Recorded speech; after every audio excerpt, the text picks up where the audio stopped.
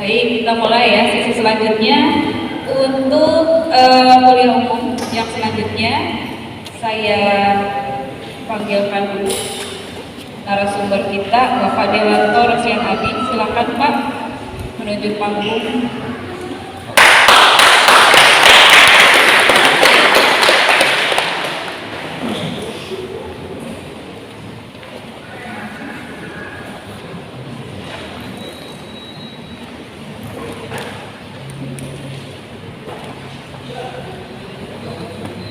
Baik, bismillahirrahmanirrahim. Assalamualaikum warahmatullahi wabarakatuh. Sebelum memulai materi yang akan disampaikan, izinkan saya membacakan CV narasumber terlebih dahulu. Nama lengkap Dewanto Rosian Adi. Beliau mengikuti program Sarjana Teknik dan Magister Teknik di Control Engineering Institut Teknologi Bandung. Kemudian PhD candidate di University Technical Malaysia Melaka. Research interestnya di bidang Internet of Things dan Artificial Intelligence. Kemudian professional member di ACM. ACM itu Association for Computing Machinery. Kemudian ATICOM, Asosiasi Pendidikan Tinggi Informatika dan Komputer, serta anggota dari IAII atau Ikatan Ahli Informatika Indonesia. Selanjutnya professional member, yang tadi sudah ya, maaf. Kemudian Industrial IT Certification di ICT Project. ICT itu Information and Communication Technology. Dan CCNA atau Cisco Certification Network Association. Kemudian jabatan akademiknya rektor, dan posisi dan pekerjaan beliau saat ini, beliau merupakan ketua STT YBSI, kemudian ketua TUK Buana LSP Informatika, Branch Manager PT 1 Visi Indo Kreatif atau B1Corp, kemudian co-founder Bisa.net, freelancer konsultan di PT Inakon Luhur Pertiwi Jakarta, PT Buana Desain Adicipta Tasikmalaya, PT Safta Verti Bandung, PT Trikarsa Aksi Mandiri Bandung, dan PT Logika Elektrik Indonesia Yogyakarta. Oke, sekian CV dari beliau. Untuk selanjutnya saya persilahkan narasumber untuk langsung memberikan materi yang akan disampaikan. Silakan Pak. Bismillahirrahmanirrahim. Terima kasih Bu Diana. Assalamualaikum warahmatullahi wabarakatuh. Ada siapnya ya. Alhamdulillah, alhamdulillah wassalaatu wassalamu ala rasulillah dan qawli wa qawli syahidah. Saya moderator dan teman-teman dosen ya, Polbin, dan juga selamat datang dan selamat ya teman-teman semua menjadi mahasiswa, perubahan level, perubahan status menjadi mahasiswa ya. Alhamdulillah hari ini saya diberi tugas dan kesempatan, mungkin waktunya nggak lama ya, 15 menit lah ya, mau selama-lama lagi ngantuk ya. Kita sangka ya, hari ini adalah BKKMB, saya sebelum tadi ya biar lebih jelas. Ini adalah nama baru kegiatan pengenalan kampus ya di perguruan tinggi. BKKMB ini adalah muncul setelah pandemi ya. Kalau dulu kan dengan ospek atau apa namanya itu. Intinya adalah bagaimana mengenalkan kampus. Hari ini alhamdulillah tadi sudah dimulai dan Anda dilantik menjadi mahasiswa dengan ditandai dengan menggunakan jas alma mater. Ya. Ini mengingatkan sekian puluh tahun yang lalu ya. Kalau saya ngomong angka tepatnya kelihatan tuanya saya. Sekian puluh tahun yang lalu sama, saya juga menggunakan jas alma mater, warnanya sama ya dengan alma mater saya. Cuma waktu itu saya agak menarik, ada sebuah momen waktu itu pas saya diterima di kampus, ada acara pengenalan kampus, langsung saya diajak demo. Waktu itu mendemo Menteri Dalam Negeri, karena yang membuka Mendagri waktu itu. Saya nggak bisa sebut namanya siapa menterinya, ya takut kebuka rahasia saya ya, mau saya berbahaya. Jadi pendemo itu adalah sebuah momen. Artinya apa? Artinya adalah hari itu menjadi salah satu hari bersejarah bagi saya pribadi untuk menjadi mahasiswa.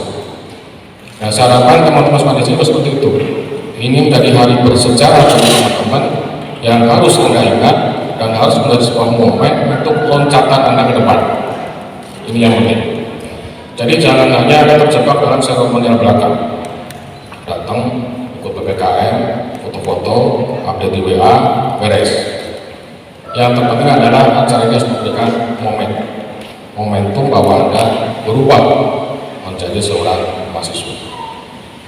Alhamdulillah, tahun ini adalah tahun perubahan di dunia pendidikan. Saya berinformasi, konsep vokasi sekarang ditekankan karena di tahun ini adalah cikal bakal.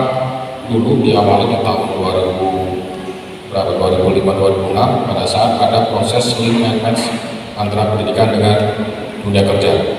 Waktu itu menterinya adalah jajarannya dari Pak Habibie, yang dia menekankan bagaimana kampus bisa bersinergi dengan industri. Tahun sekarang 2020, tahun kemarin itu adalah harusnya kita semua memetik hasil dari program itu. Tapi ternyata kendalanya banyak dan itu belum tercapai. Makanya dalam tahun 2020 kemarin ada yang namanya revitalisasi pendidikan vokasi. Salah satunya adalah bagaimana mendorong pendidikan vokasi lebih berkembang. Tahun kemarin 2020. Dan alhamdulillah itu berjalan dengan tepat oleh Yayasan Masyarakat Utama dengan mendirikan Politeknik Bisnis Mesari yang bergerak di bidang vokasi. Tahun kemarin, Direktorat Vokasi baru pertama kali membawahi yang namanya pendidikan tinggi. Pertama kali. Jadi Anda adalah produk program pertama di Indonesia. Dan Politeknik Bisnis Mesari juga baru pertama berdiri di tahun ini. Tadi SK-nya disampaikan oleh Pak Direktur akhir tahun 2020 dan tahun sekarang mulai beroperasi. Jadi Anda adalah orang pertama yang akan menjadi cikal bakal kesuksesan Politeknik Bisnis Mesari. Berat? Pasti berat. Bapak Ibu saya sudah jadi dosen pertama di sini. Berat?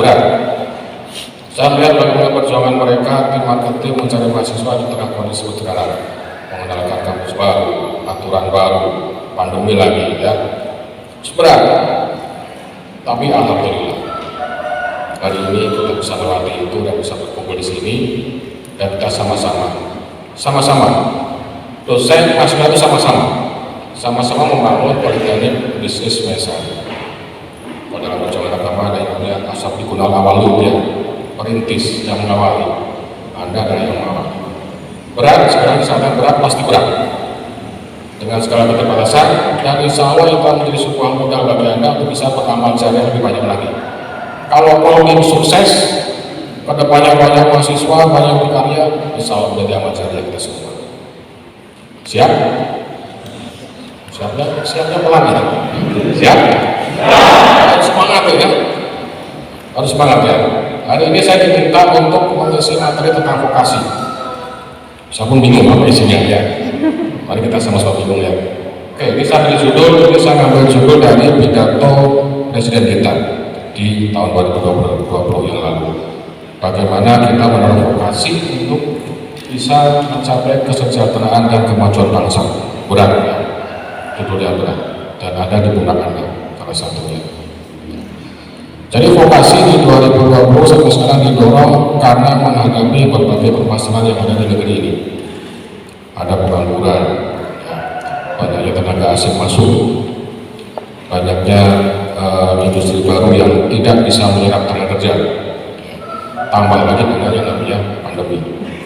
Pandemi itu merubah semuanya. Anda merasakan pasti ya. Sekolah mungkin yang baru lulus kemarin 2 tahun terakhir nggak ke sekolah atau lulus saja ya. Ya, yang urusan keuangan ya. Seperti itu, mahasiswa baru di 2 tahun kemarin sama, dia masuk daftar belum pernah ketemu kampusnya, belum pernah ketemu dosennya. Alhamdulillah Anda sekarang sudah mulai normal, Anda bisa hadir di kampus.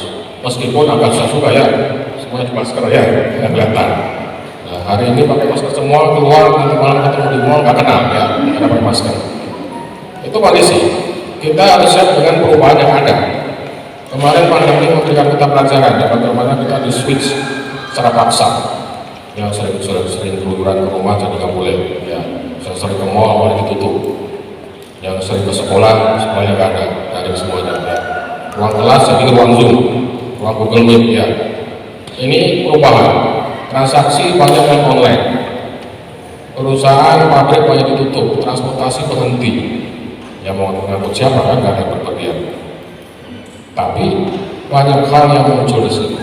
Di setiap ada masalah, di situ peluang muncul. Dan ini yang disikapi oleh Yayasan Lestari Bakti Utama, membuat politeknik bisnis yang di dalamnya ada prodi yang memberikan potensi peluang cerah di masa depan. Bisnis digital, ALKS dan UPW. Kita bahas lagi ya. Oke, next. Langsung aja next, sudah kenal ya. Nah, ini data BPS 2018, meskipun agak lama tapi masih relevan dengan sekarang.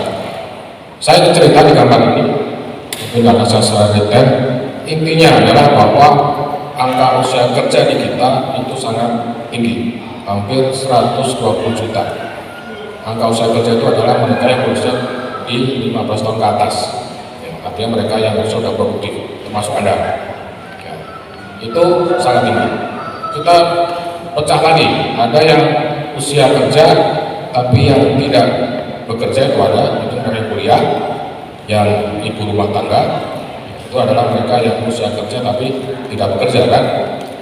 Kemudian yang kata kerja adalah yang bekerja, ada yang pengangguran, kuliah enggak, kerja enggak.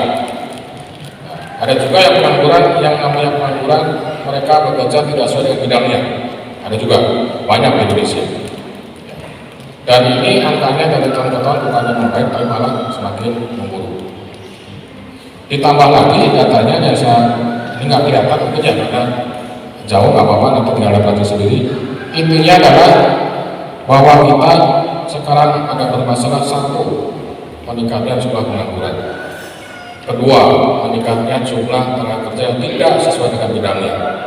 Nah yang ketiga, ini yang paling bermasalah adalah bahwa 60% yang bekerja itu adalah mereka berpendidikan SD dan SMP. Itu yang perlu Anda perhatikan. Itu di Indonesia. Jadi Anda mulai tadi dari Pak Haji Ade juga sudah menyatakan di sesi pertama bagaimana Anda bisa melihat kondisi kita. Di kita kondisinya adalah seperti itu, pengangguran meningkat, pengangguran terbuka meningkat, dan juga yang bekerja adalah mereka yang berpendidikan rendah. Oke, next.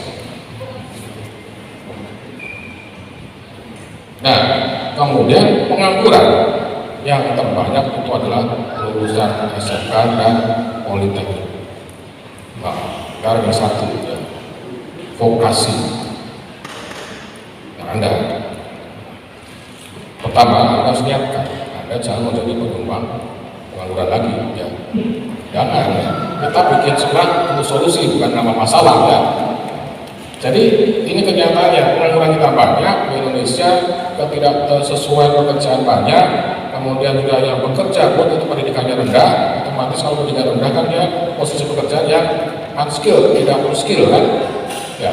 Di pabrik ya kerjanya hanya moles-moles, meskipun butuh skill ya, tapi dia adalah diisi posisi pendidikannya yang tidak tinggi. Kemudian dari pengangguran tadi ternyata setelah dipotret adalah lulusan dari SMK dan pendidikan vokasi D1, D2, D3. Nah, ini masalahnya di sini. Oke, next. Terus gini, bisa, kita dapat dengar ya, bisa ya. Itu adalah indikator tingkat kemampuan pendidikan di sebuah negara. Alhamdulillah Indonesia peringkatnya dari tahun ke tahun di bawah terus. Nah, yang salah satu indikator bisa diambil adalah dari PISA kita di bawah adalah kemampuan membaca yang rendah. Literasinya sangat rendah. Sering mungkin dari Bapak dosen kemarin yang panitia PMP atau apa di WA grup informasikan telah ngetik banyak segala macam, muncul pertanyaan, Pak kapan? Pak gimana? Pak pakai baju apa? Padahal udah jelas semuanya di situ. Kenapa? Karena kita malas membaca. Sering saya hadapi juga. Kasih informasi poster lengkap di situ, dan pendaftaran tanggal gratis, tulisan fee-nya besar. masih ada pertanyaan, Pak berbayar nggak? Pak di mana? Ini. Itu salah satu indikator bagaimana literasi kepemimpinan baca kita sangat rendah. Artinya apa? Artinya kita tidak bisa mengejar ketertinggalan teknologi.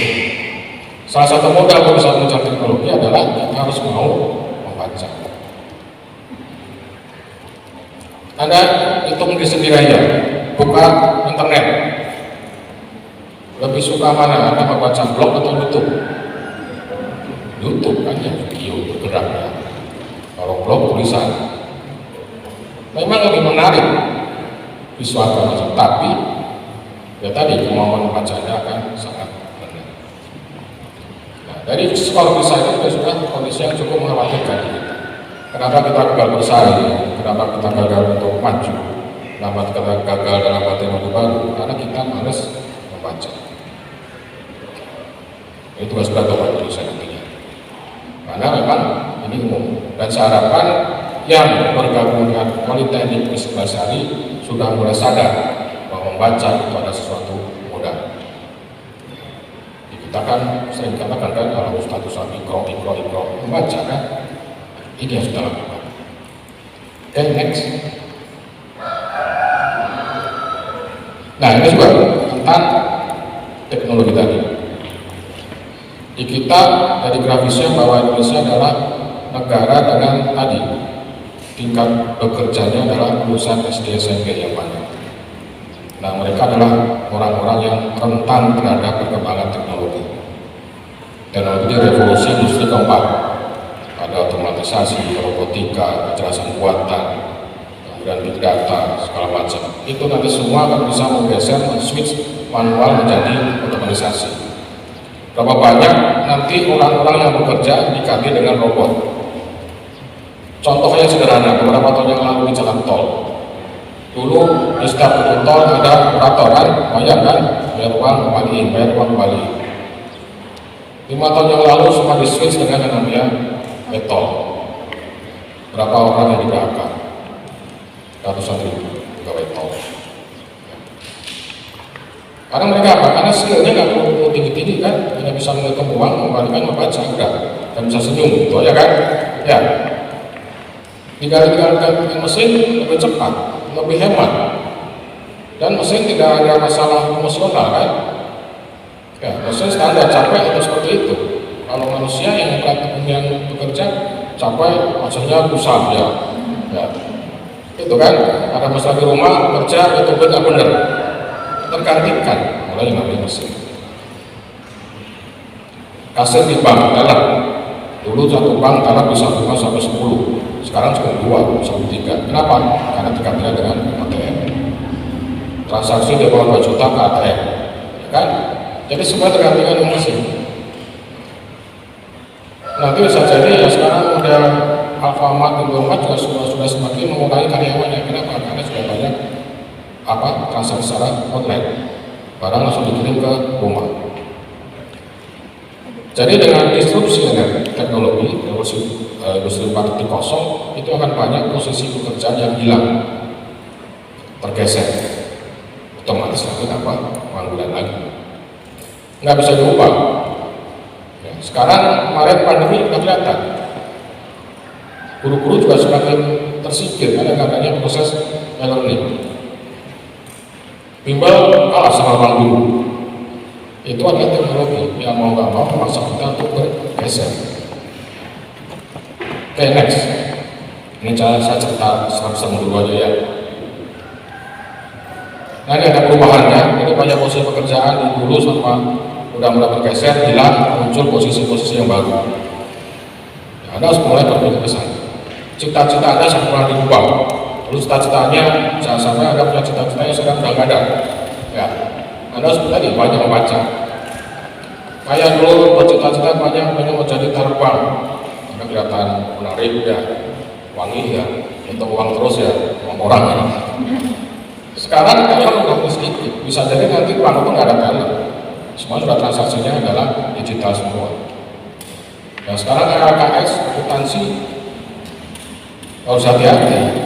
Jadi akuntan, sekarang udah banyak ya akuntan online ya, kemudian juga akuntan ya. Jadi ada masalah apa? 2 tahun ke depan, 3 tahun ke depan, 4 tahun ke depan, 10 tahun ke depan apa yang terjadi? Anda harus siap-siap. Karena perubahan itu terjadi dengan cepat. Kayak yang jalan tol yang saya katakan, itu hampir semuanya tidak menyadari bahwa mereka akan diberhentikan.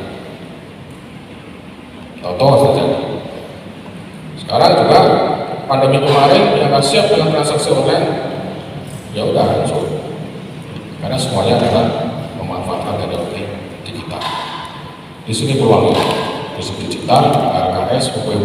Bagaimana bisa melihat potensi peluang ke depan. Insya Allah kita bersama-sama kita bangun konteks bisnis hari ini untuk bisa berwawasan ke depan, punya visi ke depan. Jadi kita tidak tertinggal dengan teman-teman di luar. Jangan sampai nanti Anda lulus, ilmunya nggak terpakai. Anda lulus, cita-cita Anda sudah ada. Anda harus siap berubah. Nah, ini yang kita siapkan. Oke, next. Nah, ini kita mulai berpikir apa yang kita lakukan. Jadi ada definisi pendidikan vokasi di undang-undang, misalnya di Sisdiknas pasal 15 dan sekian itu, bahwa vokasi dalam mereka mempersiapkan tenaga kerja yang siap pakai. Siap pakai artinya apa? Artinya Anda harus bisa ditempatkan di sebuah tempat industri, Anda harus bisa bekerja. Gak perlu ada namanya training, gak perlu ada pengenalan yang lain-lain tentang skill kerja Anda. Itu yang dicari. Perusahaan nggak mau menerima fresh graduate harus melatih dulu, mengajari dulu, lama, butuh biaya. Sekarang perusahaan harus lari dengan cepat, maka dia butuh tenaga kerja yang siap pakai, masuk di posisi masuk kerja. Itu yang diharapkan. SMK dulu diharapkan seperti itu. Lulus SMK, lulusan PKJ, lulus bisa kerja sebagai teknisi jaringan. Tapi kenyataannya, buru-buru kerja kan, banyak nanya, banyak salah kan ya, perusahaan nggak mau. Ya, itulah protes dari banyak industri ke pemerintah untuk membenahi pendidikan vokasi. Berbeda dengan pendidikan yang akademik kayak sekolah tinggi yang S1 segala macam, mereka memang disiapkan untuk akademik, untuk riset dan lain-lain. Nah, kalau Anda di vokasi harus siap bekerja. Bekerja dalam artian ikut di sebuah industri ataupun Anda merintis membuat sebuah usaha baru. Ya, berusaha namanya ya.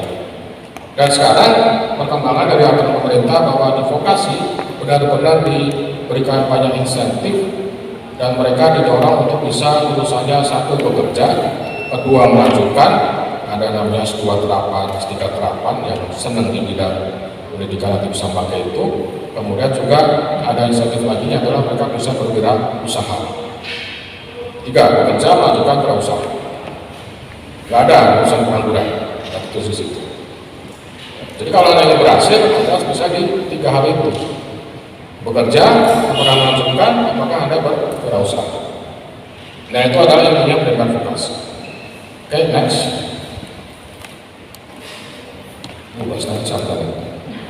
Nah, ini alurnya ya.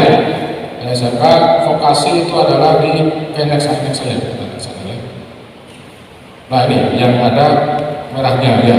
D1, D3, D1, D2, D3, D4, ada magister terapan, ada doktor terapan, itu adalah pendidikan vokasi. Dengan vokasi yang diselenggarakan oleh yang namanya politeknik ya. Ini yang Anda pilih. Insya Allah Anda tidak salah pilih. Tinggal Anda bagaimana menjalankan proses ini dengan benar, maksimal, optimal, semangat. Insya Allah tadi bekerja melanjutkan wirausaha akan tercapai. Dan tidak memberikan kontribusi kepada jumlah pengangguran di Indonesia. Itu tujuannya. Jadi pendidikan vokasi yang bisa didorong adalah untuk menjawab kebutuhan industri. Industri berkembang dengan cepat, otomatis pendidikan vokasi juga harus berkembang dengan cepat. Dan Anda sebagai mahasiswanya harus siap dengan pergerakan yang cepat itu. Anda jangan khawatir bahwa kita sudah siapkan. Dan Anda juga harus siap. Dan Anda jangan takut dengan perubahan yang ada. Kalau Anda sudah tahu dengan perubahan, itu adalah masalah. Kenapa? Karena kita akan selalu berubah dengan cepat. Kurikulum pun juga akan berubah dengan cepat. Jadi Anda harus bisa mengikuti dengan baik. Oke, next. Nah, ini yang nggak kelihatan ya. Saya ceritain ya. Jadi pendidikan vokasi yang terpenting adalah nanti Anda selama 4 tahun di kampus itu akan banyak mengalami perkuliahan yang sifatnya praktek dan mandiri. Praktek dalam bentuk di kelas-kelas pertemuan akan semakin berkurang. Kenapa? Karena Anda didorong untuk bisa lebih aktif. Karena sekarang kebutuhannya adalah mahasiswa yang aktif.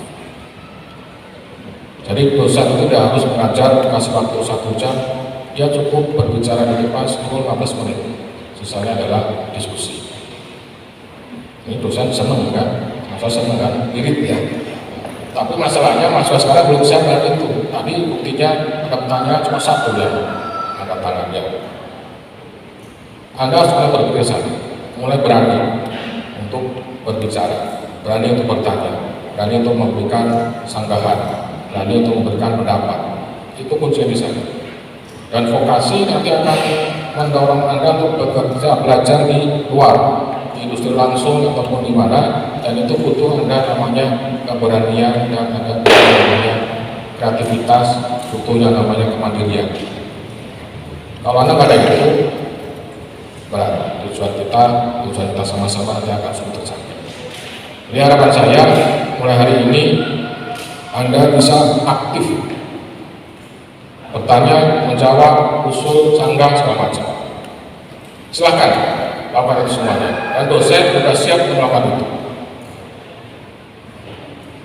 Jadi diberikan vokasi, konsepnya adalah bagaimana menyiapkan Anda sesuai dengan skill yang dibutuhkan oleh industri. Dan itu bisa berubah setiap saat. Ya, perubahan itu ada. Jadi saya harapkan Anda juga siap dengan perubahan itu. Nah, kemudian juga filosofi pendidikan sekarang adalah bagaimana si mahasiswa bisa sesegera mungkin berkontribusi kepada masyarakat. Tidak harus menunggu 4 tahun lulus baru bisa bekerja, enggak. Filosofinya seperti itu. Jadi semester 1, semester 2, tingkat 2 sudah bisa bekerja, silahkan. Itu akan didukung. Kenapa? Karena investasi pendidikan itu sangat tinggi kan. Kalau dia tidak segera dibantu dengan pekerja akan susah. Dan ini yang ada di filosofi pendidikan tinggi vokasi. Ada yang namanya magang, ada yang namanya wirausaha, ada yang namanya teaching factory, ada yang namanya saya kuliah tamu segala macam, itu akan dilakukan. Oke, next. Nah, ini konsepnya. Konsep pendidikan vokasi itu adalah 321 plus MBKM. 321 apa? 321 artinya adalah bahwa Anda nanti akan belajar teoritis itu hanya cuma 3 semester. 3 semester teoritis. Itu 3 semester itu ada MKDU segala macam, dan kemudian yang pendidikan dasar seperti matematika, kalau di bisnis kita ada programming, di AKS tentang masalah akuntansi dasar, itu pendidikan dasar. Itu hanya 3 semester. Kemudian 2 tahun itu adalah pendidikan di industri di luar. Konsepnya seperti apa nanti kita siapkan. Apakah nanti bakal di sebuah industri di luar, ataukah industrinya kita bawa ke kampus dalam bentuk kecil factory atau lain, bisa dilakukan. Artinya apa? Artinya Anda sudah disiapkan di tingkat kedua itu benar-benar learning by doing, belajar sambil mengerjakan sesuai dengan skill kompetensi Anda. Kemudian yang satu semester berikutnya adalah Anda disiapkan untuk bagaimana mengenal prodi lain. Dan yang tahun terakhir itu konsep yang sekarang diluncurkan oleh pemerintah, MBKM, Merdeka Belajar, Kampus Merdeka. Apa itu? Itu yang harus Anda siapkan sekarang. Saya ulang lagi, pendidikannya vokasi 321 plus MBKM. 3 semester itu ada teori, sangat sedikit, 1,5 tahun. Ya. Kenapa ini didorong dibuat seperti ini supaya Anda siap untuk bekerja lebih awal, tanpa harus menunggu 4 tahun ke depan. Kenapa? Karena Indonesia butuhnya sekarang tenaga terampil yang siap pakai untuk posisi-posisi baru. Bisnis digital, kita butuh orang-orang yang ahli di bidang digital, di digital marketingnya, transaksi digitalnya, itu sangat butuh sekali. Banyak sekali sekarang perusahaan-perusahaan yang sudah mulai berpikir bagaimana mendigitalisasi perusahaan. Instansi pemerintah juga bagaimana mendigitalisasi proses. kita butuh orang yang siap pakai. Jadi diterjunkan langsung bisa bekerja. UMKM kita ratusan ribu, jutaan mungkin, dia butuh orang-orang bisa membantu mempercepat usahanya dengan namanya transaksi dan transformasi digital. Butuh orang yang siap pakai. Keuangan syariah apalagi? Bagaimana fintech yang berbasis syariah kita masih kurang. Sekarang juga banyak, kalau Anda di web banyak sekali sumbangan donasi yang sudah bisa melakukan transaksi digital. Orang akuntansi harus siap. UPW apalagi sekarang. Kemarin pandemi itu merubah tentang bisnis pariwisata. Hotel okupansinya rendah, tempat wisata tutup, nggak buka kan ya. Sekarang gimana? Praktisi wisata banyak yang bermasalah, bukan karena potensi yang nggak ada, untuk kreativitas, maka kita buka UPW. Peluangnya luar biasa. Karena muncul yang namanya staycation, ya, istilah baru kan ya, bagaimana wisata tanpa di tempat wisata. Kemudian juga ada destinasi wisata baru dimunculkan, itu untuk melokalisir supaya berkunjung itu ada terbatas. Mas banyak peluang sekarang. Makanya Indonesia butuh sekarang ahli-ahli vokasi yang siap pakai kerja. 4 tahun ke depan kelamaan. Makanya dalam proses pendidikan vokasi ini kenapa kita pilih? Karena di situ kita cukup 3 semester belajar teori. Setelah itu Anda harus siap bekerja di industri. Seperti apa nanti kita siapkan. Ya. Intinya orang di industri itu Anda siap-siap bekerja di industri. Apakah berusaha, apakah ikut ke perusahaan lain, itu nanti masalah teknis saja. Dan kemudian satisfaksi berikutnya adalah di bagaimana dengan perusahaan lain, dan di tingkat terakhir namanya MBKM, next.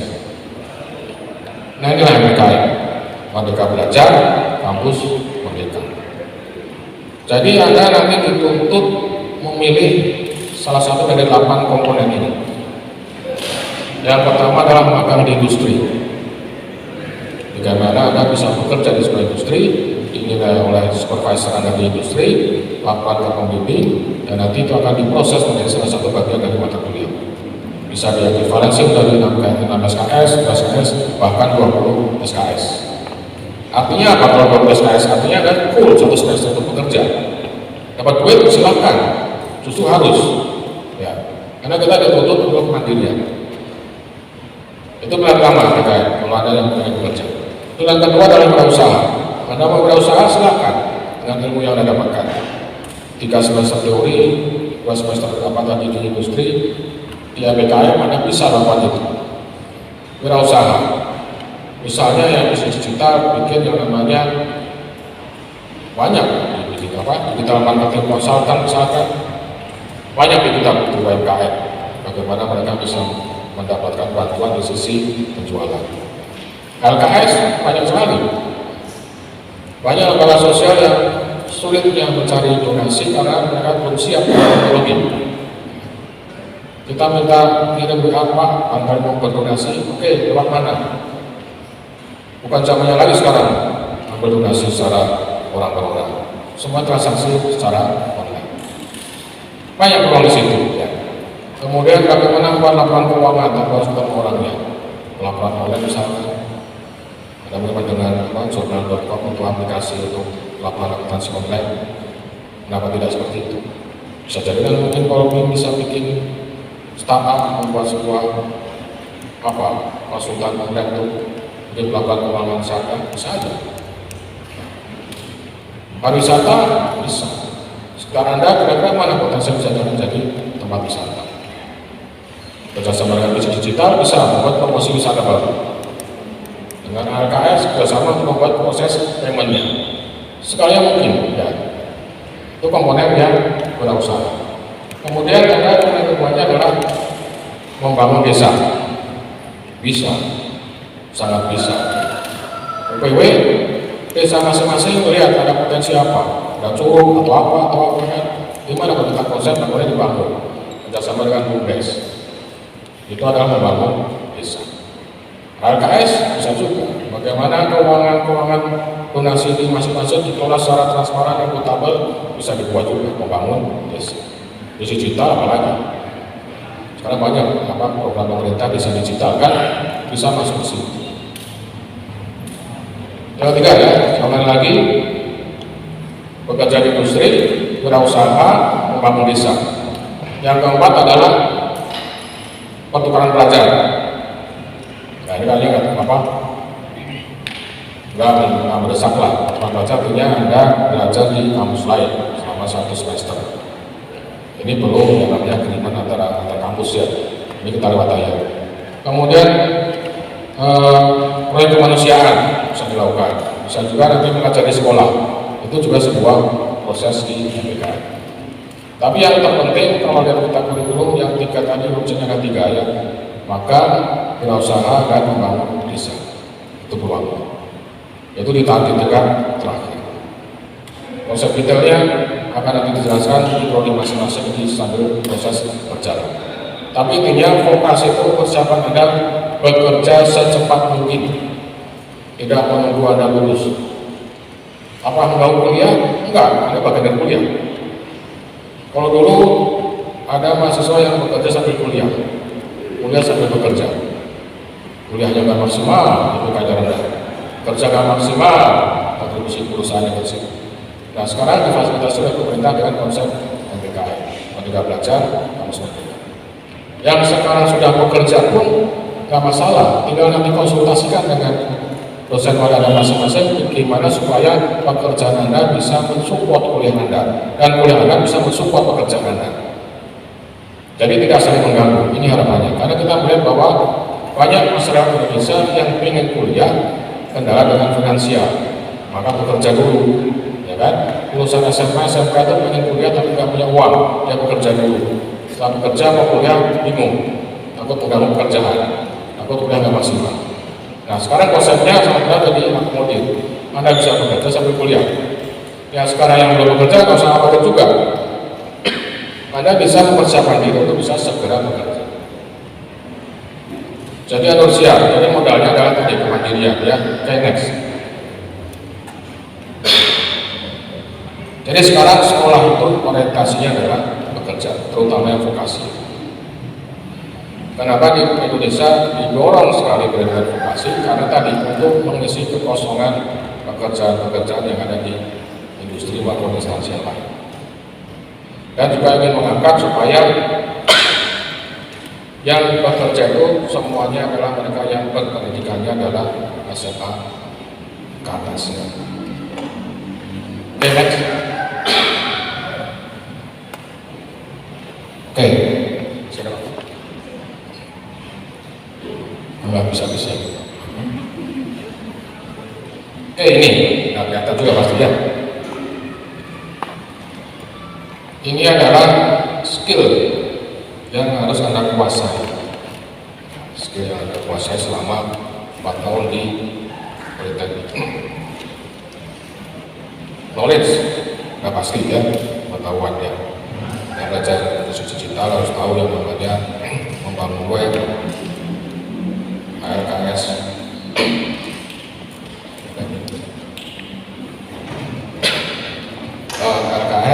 kemudian bentar ya.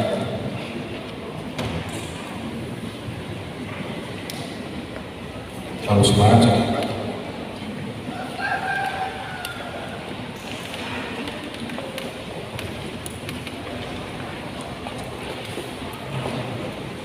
Oke, ada pertanyaan dulu sambil tarik.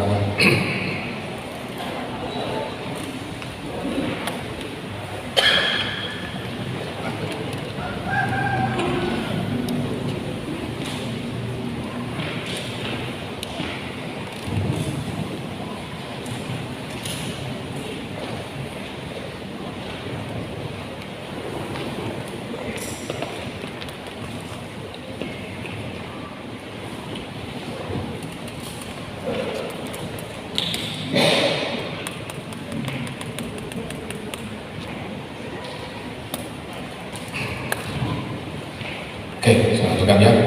Jadi yang perlu adalah knowledge, itu harus ada. Jadi banyak mahasiswa yang malas sekali belajar teoritis, dikasih pelajaran, misalnya cerita segala macam, masa ngantuk segala macam. Ini kelemahannya. Jadi ilmu dasar itu adalah kuat. Tadi di PISA yang saya sampaikan kita rendah karena kita sangat-sangat tidak memperhatikan bahkan mengabaikan ilmu dasar. Banyak sekali orang yang lemah di matematika, karena nggak bisa, tapi karena memang males. Ya, itu tidak bisa. Kemudian bagaimana verbal kita kurang? Kenapa? Karena kita malas membaca. Kalau kita malas membaca, kita akan sulit untuk menulis. Dimana kita menulis kan, pocket kita terbatas. Diksi-diksi baru kita mengenal karena kita akan membaca. Untuk bisa menulis, kita harus membaca dulu. Untuk bisa paham, harus ada membaca dulu. Itulah namanya knowledge ya. Kemudian vokasi butuh yang namanya practical skill, praktek. Dan nanti kita di banyak mata kuliah akan banyak prakteknya. Ini ada harus kuat. Jangan orang LKS lihat laporan laba pusing. Lihat Excel bertabel-tabel, berkolom-kolom pusing. Itu skill ada di situ. Pusing itu bukan karena nggak bisa, pasti ada kendala lain yang harus diselesaikan. Di UPW malas jalan, mungkin ya malas jalan ya. Anda harus sudah kuat di wisata adalah bagaimana berbahasa, itu penting. Jadi praktikal skillnya harus ada punya. Kemudian yang berikutnya adalah social skill dan responsibilities. Bagaimana skill sosial Anda? Skill sosial adalah bagaimana bisa berkomunikasi dengan baik, bagaimana bisa beretika berpenampilan yang baik, bagaimana orang bisa menarik perhatian orang yang Anda bicara. Itu adalah social skill Anda. Bagaimana bersimpati, berempati, itu adalah social skill. Dan responsibility, tanggung jawab. Ini kelihatan pada saat nanti ada tugas berkelompok 4 orang, akan kelihatan mana yang responsibility yang bagus, mana yang tidak, mana yang titip nama saja, ya, ada kan yang presentasi hanya dengan menjadi moderator yang mau menyampaikan. Nah ini kunci untuk belajar responsibility. Ya, jadi silakan. Jadi 3 semester teoritis itu adalah mendorong itu semuanya. Kemudian berikutnya adalah value ya, nilai. Kemudian ada attitude dan profesionalisme. Profesional, artinya Anda bisa mengerjakan sesuatu sesuai dengan skill Anda, kapabilitas Anda, dan kemudian juga adalah attitude. Karena nanti Anda harus siap di industri, Anda harus disiapkan attitude dari sekarang. Bagaimana berpakaian, bagaimana cara duduk, itu penting. Bagaimana melihat kondisi kita, ada sampah, segala macam, itu adalah attitude. Itu dibutuhkan di industri. Ini penting karena banyak sekali resistensi atau penolakan dari industri karena Anda tidak punya attitude yang bagus. Kemudian berikutnya communication dan leadership dan learn skill, bagaimana dalam cara belajar itu penting. Karena dalam proses perubahan yang cepat, Anda dituntut bisa mampu belajar dengan cepat. Teknis seperti apa masing-masing yang tahu. Apa dengan mengulang-ulang atau dengan sambil santai atau apa itu ada masing-masing yang bisa mengetahui. Communication itu penting. Makanya saya bisa katakan kalau ada kesempatan bertanya, kalau ada kesempatan usul, kalau ada kesempatan sanggah, manfaatkan itu produktif berkomunikasi. Karena dari semua prodi ini butuh communication skill yang bagus. Di digital, bagaimana Anda bisa menjelaskan atau bisa menangkap kebutuhan dari user konsumen. Anda bisa melakukan komunikasi yang bagus. UPW, bagaimana bisa menarik peminat, bagaimana bisa bernegosiasi dengan hotel, itu butuh komunikasi skill yang bagus. LKS juga seperti itu, bagaimana bisa menjelaskan laporan keuangan, ya, bagaimana bisa menangkap kebutuhan konsumen, itu adalah membutuhkan komunikasi skill yang bagus. Berikutnya adalah problem solving. Anda diminta belajar di Polri sebagai problem solver, bukan problem maker. Anda di-hire oleh industri untuk menjadi problem solver, bukan problem maker. Kalau Anda diterima bekerja, Anda tidak siap bekerja, berarti Anda menjadi pembawa masalah. Masalah perusahaan menggaji Anda yang belum ada kontribusi. Harusnya Anda memberikan kontribusi terlebih dahulu, baru perusahaan itu bisa memberikan kewajibannya membayar Anda. Problem solver. Jadi usahakan setiap Anda belajar, posisikan diri Anda sebagai problem solver. Kasih kesempatan untuk menyelesaikan masalah, ambil kesempatan itu. Ada tugas, jadi problem solver, kerjakan, itu latihan. Ya, bukan mencari kelompok yang bisa membantu. Itu problem maker kan ya. Oke, berikutnya information management. Ini yang sering kita masalahkan. Bagaimana tidak bisa memanage informasi yang Anda terima. Mana informasi yang penting, mana informasi yang dipakai, itu harus bisa Anda kelola dengan baik. Ini penting karena nanti Anda akan sibuk sekali, apalagi yang sedang bekerja. Ya. Jadi Anda harus bisa mengatur, manage informasi yang Anda terima dari siapapun, dari manapun. Kemudian yang terakhir adalah manajerial dan entrepreneurial skill, kemampuan manajerial dan kemampuan untuk berwirausaha. Itu ujungnya. Karena ada di sekolah di sini tujuannya adalah lebih ke nanti ke manajer. Mungkin tidak langsung tapi arahnya ke sana. Kenapa? Karena tadi untuk bisa memimpin, mengarahkan tenaga kerja kita yang levelnya masih SD, SMP, SMA. Oke, dari itu semua sebenarnya Anda adalah orang pilihan, terpilih dan dipilih untuk bisa menjadi agen perubahan di Indonesia. Dan Anda sudah memilih Politeknik Bisnis USAHA. Kita sama-sama dengan dosen dan yayasan, kita sama-sama menjadikan kita yang pertama ini. Anda pertama kan, angkatan pertama ini menjadi tonggak keberhasilan kesuksesan ke masa depan untuk semuanya. Tidak hanya untuk kita, tapi untuk semuanya. Karena pendidikan diciptakan bukan untuk memenuhi kebutuhan Anda masing-masing, tapi kebutuhan masyarakat secara luas. Karena yang bisa berkesempatan untuk pendidikan lanjut sangat sedikit. Hanya sampai 10% dari jumlah penduduk Indonesia yang bisa kuliah. Anda termasuk dari itu. Syukuri itu, manfaatkan itu untuk bisa mengenal lebih baik lagi. Oke, next. Oh, masih ada ya? Dengan sudah selesai. Oke, ini karakteristiknya. Jadi saya ini mungkin ringkasan yang tadi ya. Jadi Anda disiapkan untuk memasuki lapangan kerja. Sekali lagi, kerja. Slogannya tadi harus betul kan? Siap kerja kan? Kemudian juga disesuaikan dengan kebutuhan kerja saat ini dan masa depan. Kita tidak menyiapkan Anda untuk bekerja di posisi pekerjaan yang sudah nggak ada. Enggak. Anda berhak protes kalau nanti Anda dikasih siapa untuk bekerja di posisi pekerjaan sudah nggak ada. Misalkan ditempatkan di penjaga pintu tol, udah nggak ada kan? Anda berhak protes. Kenapa? Karena kita harus disiapkan untuk posisi pekerjaan sekarang dan beberapa tahun ke depan. Kemudian Anda harus menguasai kompetensi yang dibutuhkan di dunia kerja. Kompetensi apa? Anda harus banyak-banyak membaca. KKNI itu wajib untuk dibaca. Kenapa? Dari dokumen itu akan ketahuan posisi kerja mana yang nanti ke depan dibutuhkan. Dan kalau ingin menuju itu Anda harus bisa apa? Untuk bisa itu Anda harus belajar apa? Jadi mahasiswa itu tidak seperti di level SD, SMP, SMA, SMK yang menerima apa aja dari guru. Anda harus bisa berpikir yang saya terima itu sesuai nggak dengan kebutuhan saya, sesuai nggak dengan arah cita-cita saya. Jadi Anda sudah ada kemandirian karena dianggap sudah dewasa.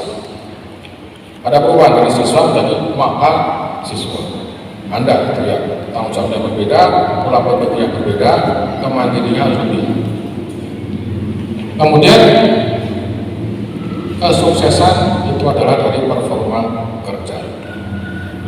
Jadi penilaian indikatornya tidak hanya di UTS, UAS. Ya, UTS kan ujian tidak serius ya. UAS ujian agak serius ya. Itu bukan ujiannya. Yang terpenting adalah performa kerja Anda. Ya, nanti diurus dan lain-lain. Kemudian seterusnya nantinya adalah Anda harus berkembang jadi critical thinking, berpikir yang bisa kritis, kemudian juga problem solving skills, skill untuk menjelaskan masalah, dan tentunya yang terpenting lagi adalah bahwa harus learning by doing, responsif dan antisipatif terhadap teknologi maju.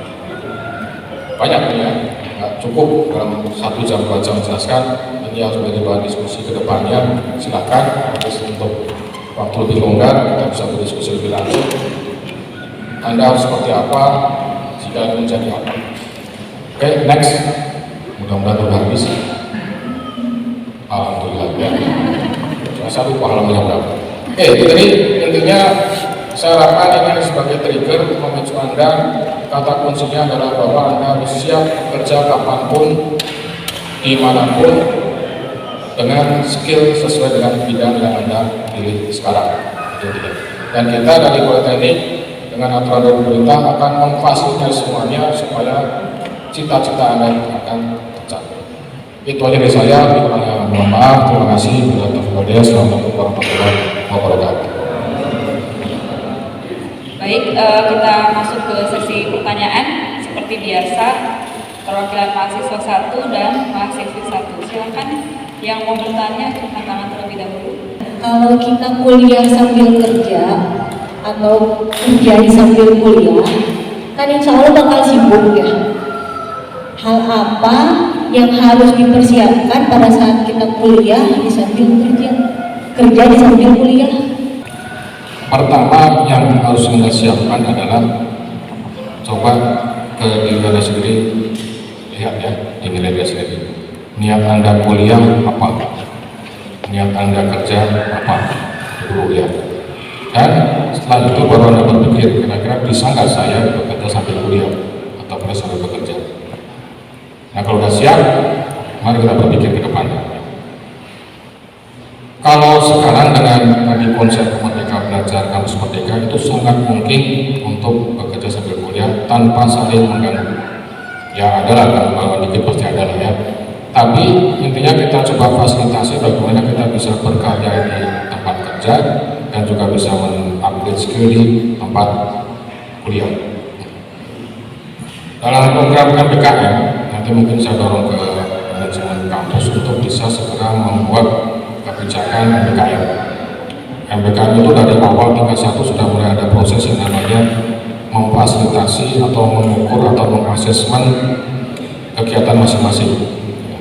Nanti hanya kemana-kemana, nanti dari situ akan dicoba dibuat bagaimana supaya yang sudah bekerja kuliahnya itu adalah mendukung proses kerjanya.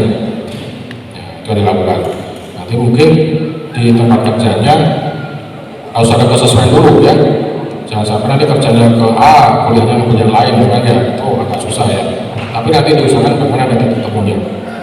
Jadi nanti di sini peran dosen wali itu akan menjadi seorang konsultan juga untuk mengarahkan si mahasiswa itu akan kemana. Dan yang belum bekerja pun juga harus disiapkan dia akan kemana. Kalau sudah kerja sudah aman, tinggal dia melihat kerjanya cocok atau enggak. Kalau nggak cocok harus seperti apa, kalau cocok harusnya nanti plannya apa. Jadi nanti dosen wali kalau zaman dulu itu mungkin yang Bapak Ibu dosen atau saya mungkin alami dosen wali hanya fokus ke bagaimana memberikan arahan di akademik saja kan, pada mata kuliah ini belajar yang baik yang ini itu aja kan. Tapi sekarang dosen wali lebih ke konsultan, jadi dia harus bisa memberikan arahan. Oke, kamu di akademik ambil mata kuliah ini nanti bisa mendukung kerja ini dan kerjaan kamu apa supaya bisa mendukung ini. Nanti ada sebuah kognisi artinya kerja ini bisa diambil oleh mata kuliah ini. Memang rumit sih, kita lagi siapkan juga di sini sama bantu Pak Haji Beben untuk menyusun kebijakan itu. Tapi insya Allah itu nanti akan memfasilitasi kerja sambil kuliah atau kuliah sambil kerja. Karena konsep awalnya adalah bagaimana mengakomodir supaya mahasiswa vokasi itu sudah bisa bekerja lebih cepat. Kalau mengganggu, kembalikan ke masing-masing. Ya. Kalau sudah bekerja, fungsinya ini 3D ya. Do, delegate, delete. Yang harus dikerjakan do, kalau sukanya bisa diwakilkan delegate, kalau misalnya si habis kegiatan juga di delete ya. Kita bisa apa istilahnya disiplin dengan 3D itu. Kadang-kadang kita susah kan, kita malah mengerjakan sesuatu yang nggak harus di delete kan. Ya, kita malah mendilik sesuatu yang sudah dikerjakan ya. Itu kembali ke disiplin masing-masing. Makanya tadi ada namanya responsibilities, kemudian ada namanya karakter untuk mandiri, jadi yang bekerja itu bisa seperti itu. Tapi semuanya diawali dengan bagaimana kita mengenal diri kita terlebih dahulu. Karena proses belajar sekarang adalah proses belajar yang sesuai dengan kepribadian dan cita-cita masing-masing. Ini mungkin belum jelas apanya, belum terlalu clear, nanti bisa diskusi di kampus dengan dosen wali masing-masing, misalkan dengan dosen walinya itu. Tapi intinya bahwa vokasi dan INDKM mendorong proses seperti itu. Kalau capek ya, karena energi kita pasti akan terbuang lebih banyak, ya, akan terpakai lebih banyak untuk kuliah dan kerja. Duit juga terbuang banyak ya, untuk kuliah pasti ada pengeluaran ya. Tapi insya Allah dengan konsep yang ada, ini sudah bisa mempermudah mereka yang bekerja sambil kuliah atau kuliah sambil bekerja. Apakah sudah benar dengan adanya pekerja asing masuk ke Indonesia? Terus gimana caranya kita sebagai orang ini membentuk diri agar siap bersaing dengan pekerja asing? Pekerja asing masuk itu pasti, karena industri ya dia kalau butuh orang, kalau di dalam negeri ada ya harus dari luar kan supaya bisa usaha itu jalan ya. Itu pertama seperti itu. Nah kemudian yang kedua, untuk bisa bersaing ya kita harus bisa memiliki kompetensi yang dibutuhkan. Kita selama ini di Indonesia di pendidikan waktu itu satu kira kurang informasi dan kita sering abai terhadap formasi pekerjaan yang di luar kampus maksudnya ya. Misalnya di pertambangan kita nggak tahu di situ apa ya, kita sering abai ya, karena seringkali antara dunia pendidikan dengan industri itu tidak saling mengisi masing-masing ya. Jadi akhirnya pendidikannya menerawang, nanti lulusan jadi apa, industrinya juga tidak mau share informasi, akhirnya nggak dapat kerja kan. Nah alhamdulillah dengan program ini kita bisa match. Dari sini nanti industri akan menyampaikan ke pendidikan bahwa kita butuh orang untuk pekerjaan ini, kompetensinya ini, bisa dicapai dengan belajar ini. Nah selalu dengan program ini, asal mahasiswa dan dosennya bekerja dengan benar, insya Allah kita nggak perlu bersaing, kita sudah bisa untuk bekerja di sini. Orang luar negeri di sini karena di sini nggak ada. Dan kalau kita disuruh bersaing, kita pasti menang karena kita adalah orang berbumi, lebih banyak plusnya. Yang sekarang masalah adalah bahwa kita kekurangan di posisi itu. Bisnis digital, kita butuh orang digital marketing, banyak yang kosong, keluar dan ngambil dari luar. Nah kemarin di perusahaan pemotong yang lalu, perusahaan Gojek ya, dia butuh programmer level apa, nyari di Indonesia susah. Akhirnya dia ngambil dari India, karena dia butuh orangnya kan, dan di lokal nggak ada. Gimana cara mengisi itu ya dari kita, dari anda yang mudah-mudahan belajar yang benar sesuai dengan bidangnya, kompetensinya ada, anda bisa menikmati posisi pekerjaan itu. Dan untuk itu anda harus tahu posisi pekerjaan apa yang cocok. Nah sekarang nanti anda bisa pulang dari sini PKKMB ini, anda coba berpikir bukan untuk bisnis digital, nanti bisa apa aja pekerjaannya. Untuk ALKS nanti bisa apa ya, untuk PW nanti bisa apa ya. Jangan-jangan anda punya jurusan nggak tahu ke depannya mau jadi apa. Ini banyak terjadi di Indonesia ya. Kita mulai jurusan ini motivasinya lain, akhirnya bingung kan dia mau ngapain. Akhirnya kalau tujuannya udah nggak jelas, ya mau gimana jalannya kan. Ya, jadi intinya adalah silakan kita mulai hari ini kenali diri anda masing-masing, tujuan anda mau kemana dan kita sudah mencapai apa. Nanti kita bareng-bareng di kampus ini kita bangun bersama. Itu ya, terima kasih. Iya, cukup 2 penanya saja. Jadi bisa kita simpulkan bersama ya dari hasil materi yang dipaparkan tadi bahwa pendidikan vokasi itu bertujuan untuk menyiapkan generasi muda untuk siap menghadapi dunia kerja. Kurikulum yang dibangun telah disesuaikan dengan kebutuhan industri sehingga diharapkan mampu untuk mencetak lulusan-lulusan yang siap kerja. Dengan lulusan yang memiliki skill sesuai kebutuhan industri, pendidikan vokasi dapat menyelamatkan Indonesia dalam perbaikan ekonomi secara menyeluruh serta mengurangi angka pengangguran. Ini menjadi bahan pemikiran juga bagi mahasiswa, baik bagi dosen juga sama ya. Dosen-dosen di Polbi mudah-mudahan bisa memfasilitasi kebutuhan mahasiswa yang memang banyak yang sudah bekerja, mungkin sebagian besar ya. Jadi menjadi bahan evaluasi untuk kami bahwa kami sebagai dosen harus mampu untuk menengahi itu semua seperti itu. Oke, kuliah umum sesi kedua telah selesai. Semoga ilmu yang diberikan bisa bermanfaat untuk kita semua. Terima kasih. Assalamualaikum warahmatullahi wabarakatuh.